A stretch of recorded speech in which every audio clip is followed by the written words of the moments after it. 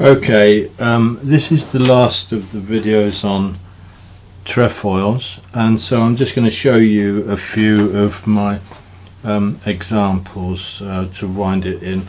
And first of all, this one has 8 trefoils joined in the centres, and it's done in exactly the same way as you do with the hexagon, but obviously in an octagon. But I've made quite a lot of space in between to separate them because I think it looks better. So that's 8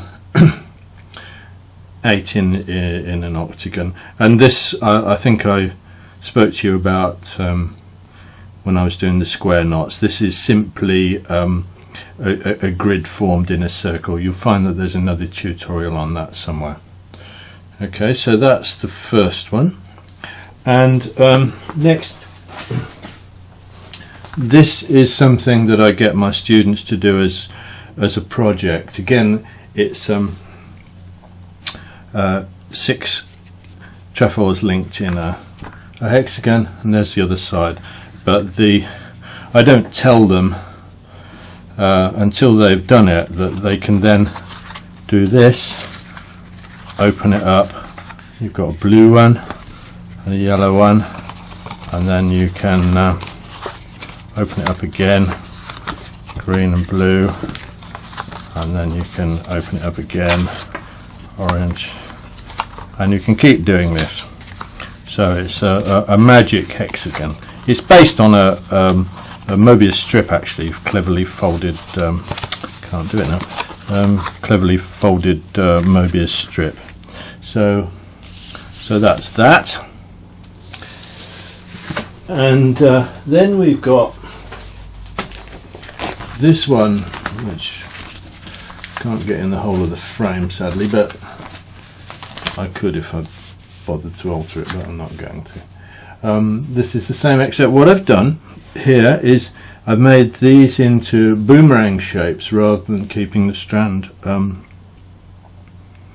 the same width. And of course, you know, again, you won't see this in true Celtic design, but you know, who cares? So I quite like the way that looks, and that, in fact, the inspiration for doing it that way was from a piece that one of my students did back in, gosh, probably about 1990, I would think, and that's this one, which I think is rather lovely, actually. It reminds me of like a pewter enamelled Art Nouveau brooch or something, and she did this widening of the strand on her own without being sort of told to do it, and I thought it's a very, very nice idea. So I cribbed the idea from her for the previous one. I think her name was Nicola Hunter, actually, but I'm not totally sure about that. So that brings me on to what should it bring me on to? Oh yeah, with four trefoils in a square. This one, again, this won't fit on the frame, will it? This one is a sort of cross, so it's just something I played around with, and this is your 4 trefoils in the square with plenty of separation I've put there, and then I've linked them through, so I've just basically got 6 squares with the linked trefoils in each, you know, not Celtic, but there you are. So so that's that, and this one is another one by a student. I can't remember who it was who did it now, it's been a long time ago, but I think it's rather beautiful. This is the split trefoil that I did with you in one of the tutorials, and she's decorated it. I'm sure it was a female. She's decorated it with all sorts of bits and pieces. She hadn't quite finished it when I photographed it, or photocopied it. She hasn't done all the unders and overs, but I think it's rather beautiful. Reminds me of a lace doily or something like that. So that's a good example of how to decorate a split trefoil. And finally, I've got one which is 4 split trefoils in a square, and you just do it. You can work out the middle bit yourself. It's not that difficult. The trouble with these is they can be a bit confusing to do. You've got to do your preparatory drawing clearly.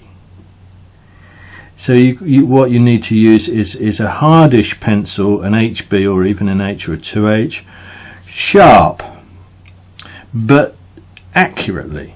Do it. The blunter your pencil is, the more wider the stroke is, therefore the easier it is to get confused lines, and you need clarity when you're making these designs. You need very clear preparatory drawing, so be aware of that. Use a sharp, hard pencil just for your initial layout, and then you can go over.